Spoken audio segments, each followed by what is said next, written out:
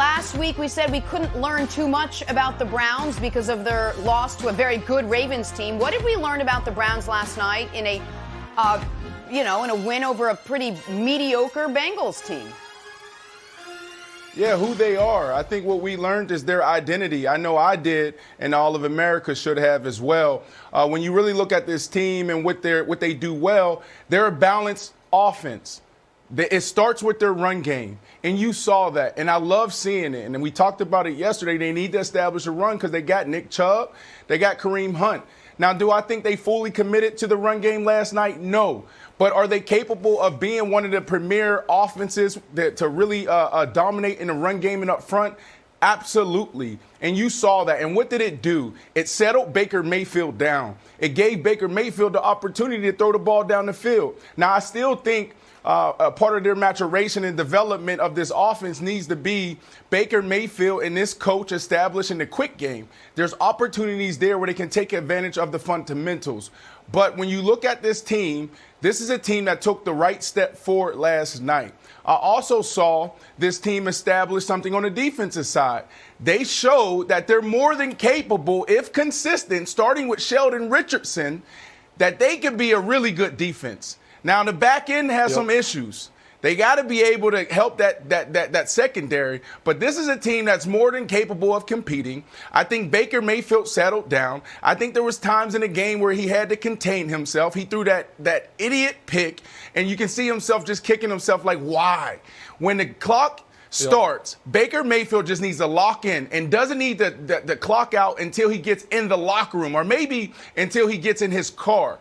But Baker Mayfield needs to be a guy that steps away from being a guy in the locker room and be more of that leader that we saw last night on a more consistent basis. He can't get caught up in the hype. He can't get caught up in the dances with Odell. He has to be a guy that comes in and says, I'm going to go through my offense. I'm going to get my guys in the right place. We're going to work on our stretch. We're going to work on our zone. And then also we're going to take our shots when we can. So excited about what I saw last night, Jenna.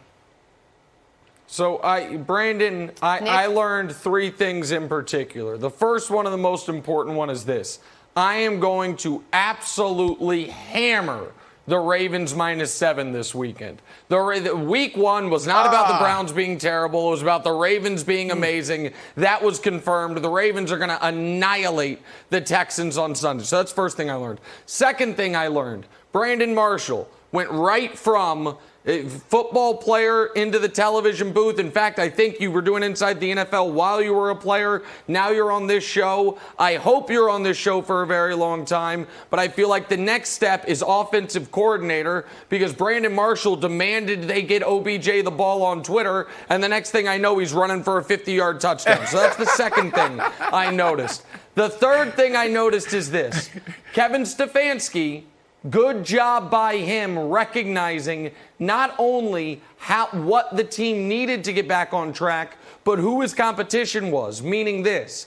The Bengals were without Geno Atkins and Geno Atkins' backup Mike Daniels. There would never be a better opportunity to dedicate to the run, to get Chubb and Kareem Hunt heavily involved, to do that early, and to then that sets up those deep plays to OBJ, which, by the way, he could have had two monster plays. There was another one down the sideline where his jersey got visibly pulled and somehow the ref didn't see it. Credit to OBJ, by the way, because in the past, that's the type of thing where he might throw a bit of a fit or a tantrum. He dealt with it in stride. So, Wilds, those are my three big takeaways. Brandon might be an OC. I'm hammering the Ravens, and great job by Kevin Stefanski.